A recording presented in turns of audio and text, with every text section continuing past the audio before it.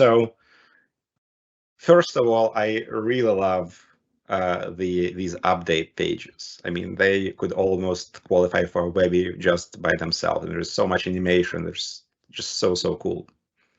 Kind of talking a little bit about how we got here, right? So Shopify has 2 updates a year, one in the winter, one in the summer, typically, where a lot of new functionality is announced. There are some things that are in preview, and this is what we're going to be talking about here today. So as kind of this says, there's over 100 updates, and of course we don't have enough time to talk about every little bit.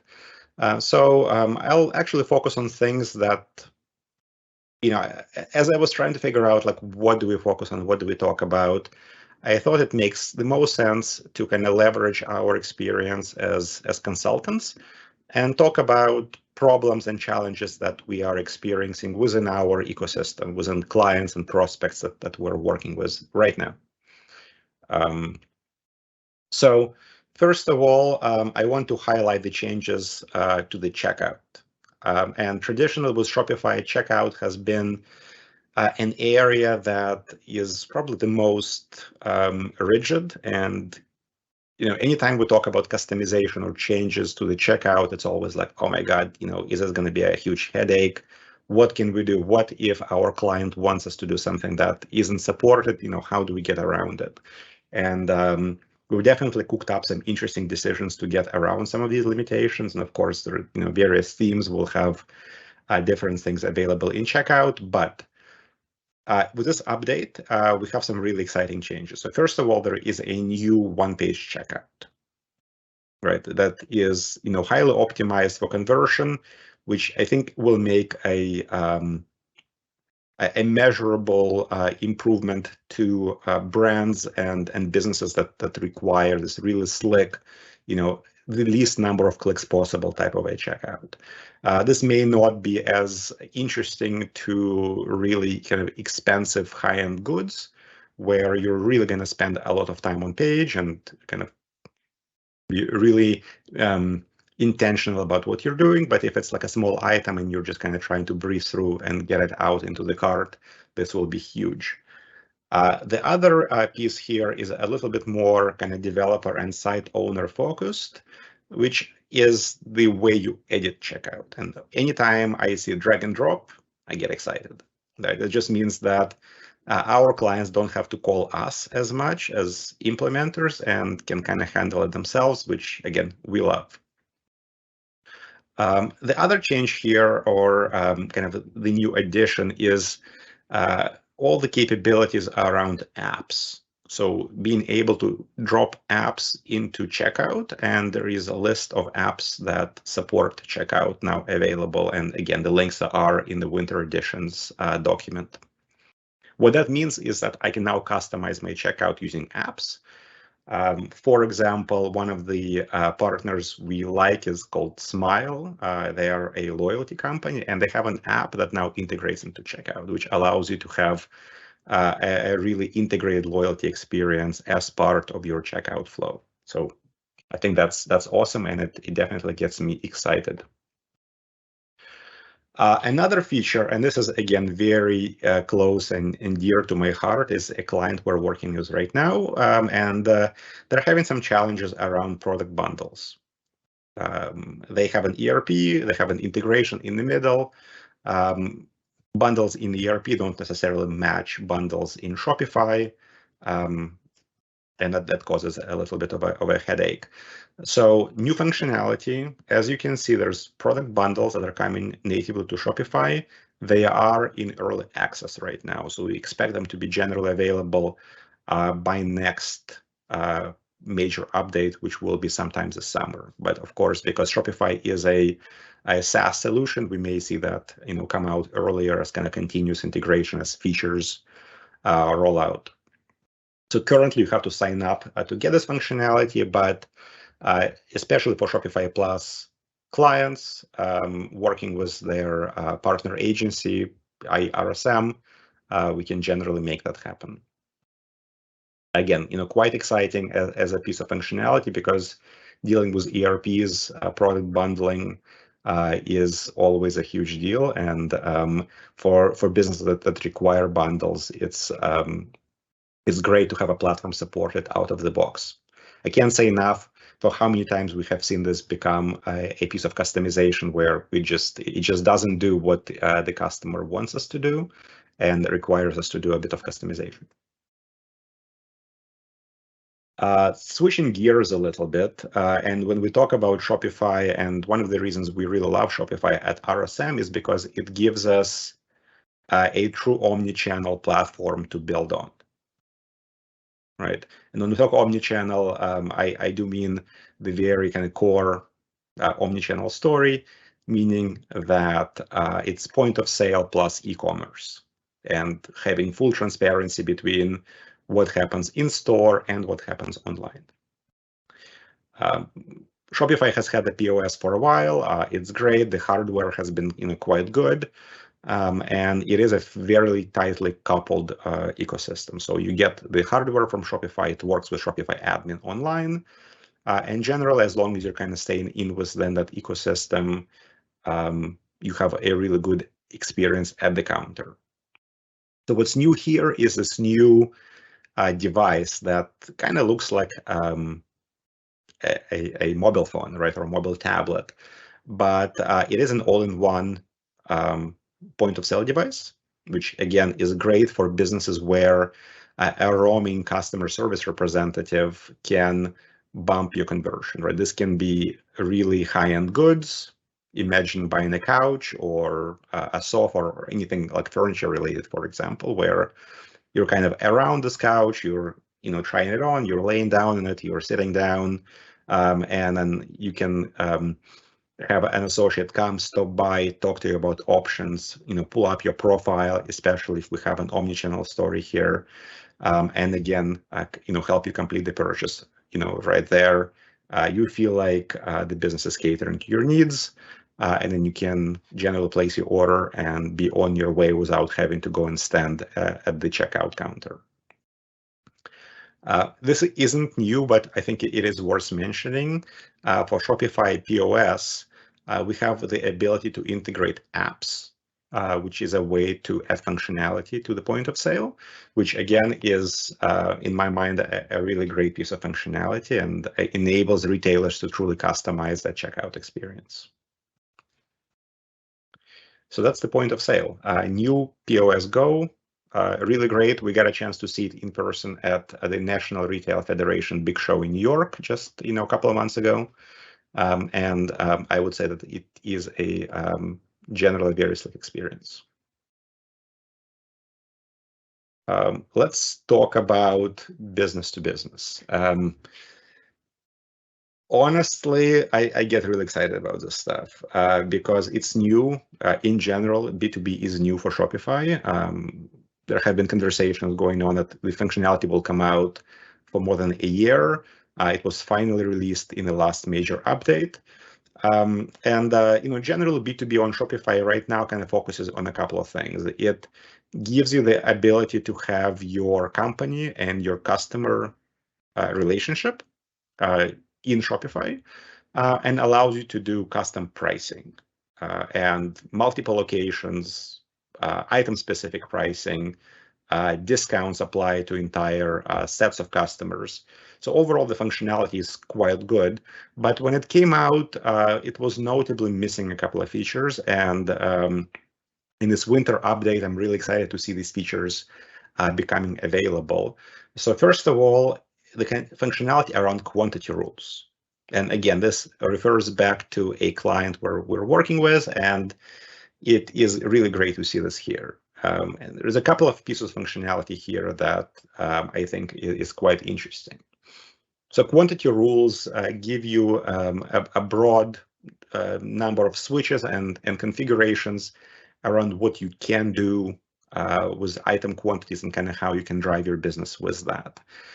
If you remember back in the day, and I use that extremely facetiously, when Shopify had and still has the wholesale channel, where now the emphasis, of course, is more on the B2B, but wholesale is still there, just not quite getting as many updates. In wholesale, you had the option of limiting or setting a minimum cart value that you have to hit in order to check out. And one of the complaints was that, well, we'd like to see this feature in B2B, but it was only available in wholesale. And again, notably, we don't want to kind of implement wholesale now because it is getting less priority with all of the attention going towards B2B. So now this functionality is available. In addition, you can now do multiples or increments when you add items to cart, as this kind of animation shows. There's, of course, a way to get around it that we talked about before this functionality came out. One is to do a simple customization, or instead of having eaches, you would set up a bundle or a collection of items where instead of adding one at a time, you would now have a bundle of, let's say, 5, and you would add them as a block of 5. And of course, this functionality is much slicker and makes my shopping experience much better, where I can just set a limit, and for a specific item, I can have it go in 5s or in 10s or whatever it might be. You can imagine this as quite useful for things like coffee, chocolates, really, cheeses and cured meats, which we love immensely, and those types of items, but also for anything that's in bottles and potentially sold in blocks or packs or crates. This allows you to enforce some of those minimums, and this can be done on B2C as well. I suppose there's really nothing limiting you from that perspective. Again, when we talk about Shopify B2B versus B2C, it is important to note that it's the same platform, unlike some of the other solutions out there where everything is built on top of the same foundation. All right, so I think the last thing we wanted to chat about here, as far as kind of new functionality, is commerce components. I really don't want to dwell too much on this, just because I think it's it's very new. We're very excited about it. This is really targeted at kind of large enterprise customers. So commerce components is a composable commerce system that allows you to kind of pick and choose which pieces of Shopify you want to use along with your existing systems. One of my favorite things about it is that the API calls are unlimited, they're unthrottled. And if you ever had to do any kind of integrating with Shopify, or you're interacting with it using those API calls, it uses a leaking bucket algorithm, and we've definitely seen, more than once complaints about like, oh, something broke or isn't performing well because we're hitting the API throttling, and it slows us down. So for customers where this is a real problem, Shopify Commerce Components is a way to solve it. We have another blog post specifically focusing on commerce components, and really, I think honing on who it's for, because by no means do we want to say that commerce components is a silver bullet and everyone should migrate from Shopify Plus or Shopify Pro to commerce components and all your problems will be solved. Right? For one, the pricing on commerce components is based on quotes, and really, like I said, it's aimed at the upper end of the market for Shopify. So that's I think the end of the functionality and features that I wanted to highlight.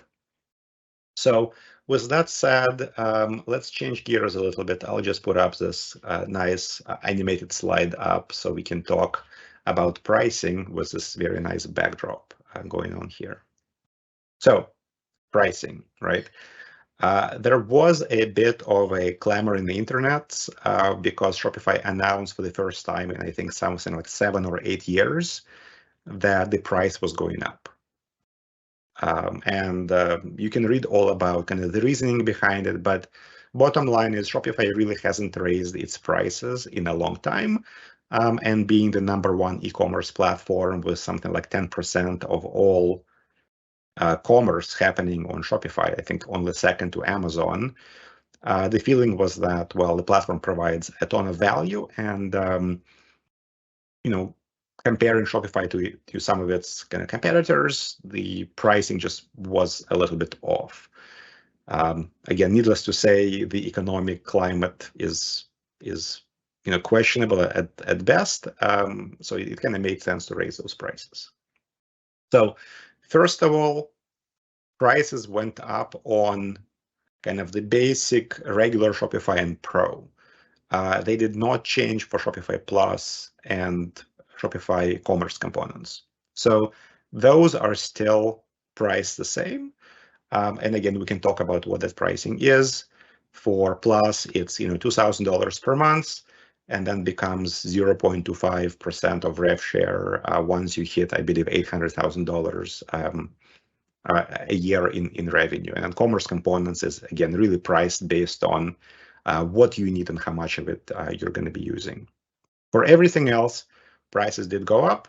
And roughly, if you want to think about it, it kind of went from a discounted price where if you sign up for the entire year upfront, you get a discount. So everything just kind of moved up a little bit to where the yearly price is now kind of the monthly price, if that makes sense. So what will it do to the ecosystem? And I think that's the question that came to my mind when we thought about price changes. So, our expectation is that the really small businesses that would kind of stand up their stores in time for Valentine's Day and in time for the Independence Day and various other kind of seasonal holidays, and cater to like one product and try to make a business out of whatever the latest greatest thing is, they may choose a different platform, because when you're really kind of trying to squeeze margins, these price increases can actually kind of influence your decision making. And there are other platforms that are, I think, now jumping in on the messaging and trying to play off the fact that Shopify has raised their prices, but there are some other cheaper alternatives. At the same time, I don't expect that this is going to be a major exodus, or even to a point where it's measurable, because Shopify has been introducing functionality that works with a number of major 3PLs, works with drop shipping, and allows you to kind of even put additional badging on your products if you are able to ship it within let's say 5 days of your estimated ship date. So they do reward businesses that are providing really great customer service, even if it's like a single product website, as well as allowing for some really advanced fulfillment and payment options, as well as things like tax, which actually is a new feature. There's a new tax option. Instead of using Avalara tax with Plus, you now have the option of using some of the kind of out-of-the-box Shopify functionality, which is called Shopify Tax, and is free, up to $100,000 in sales per year, and then becomes a percentage of your sales. So there'll be a whole sector of businesses that maybe do less than 100,000, and then overall can kind of calculate that tax dependency into their total cost of ownership, which will actually make sense to them. So again, the value that the platform provides, even with the price increase, we think is still quite good. Again, don't really expect a major change, but potentially we'll see some marketing material come out from other platforms that are also targeting kind of the bottom end of mid-market and these kind of smaller shops that run on Shopify and Shopify Pro to a degree.